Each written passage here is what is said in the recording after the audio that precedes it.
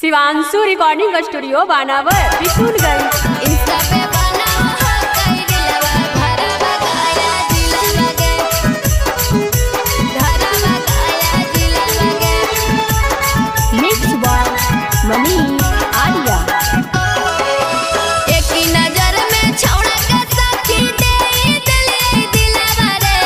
एक ही नजर में छौड़ा के सखी दे दिले दिलवा रे।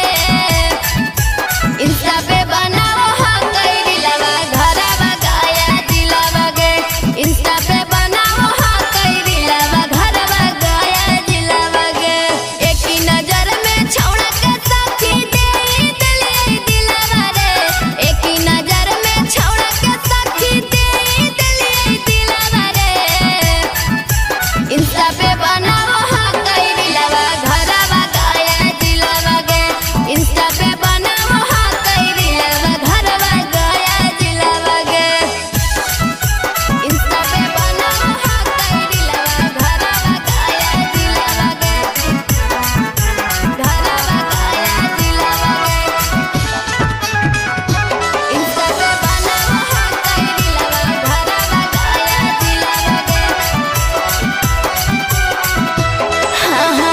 गजब के लूह कहा कई गजबे समय लगे।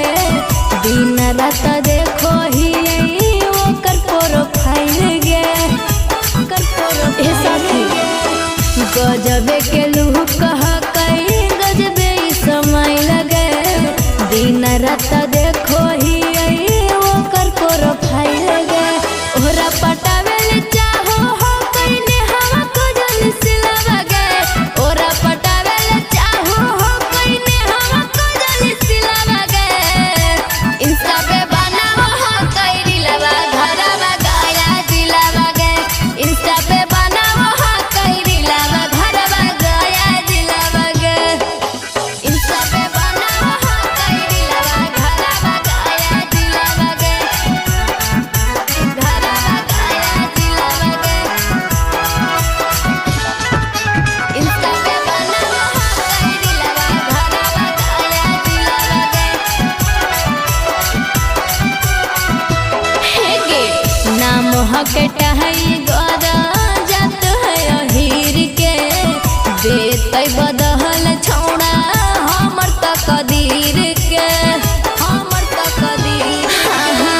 नाम हकटा है गदा जात है अहीर के। देतै बदहल छौड़ा हमर तकदीर के। देखी के सोहनम यादव के दिल में होवा हो कई फिल्म गे। देखी के सोहनम यादव के दिल में होवा हो कई फिल्म गे। इंस्टा पे बनाओ हो कई दिलवा घरवा गाया दिलवा गे। इंस्टा पे बनाओ हो कई दिलवा घरवा गाया दिलवा गे। शिवांशु रिकॉर्डिंग स्टूडियो बानावर किशुनगंज।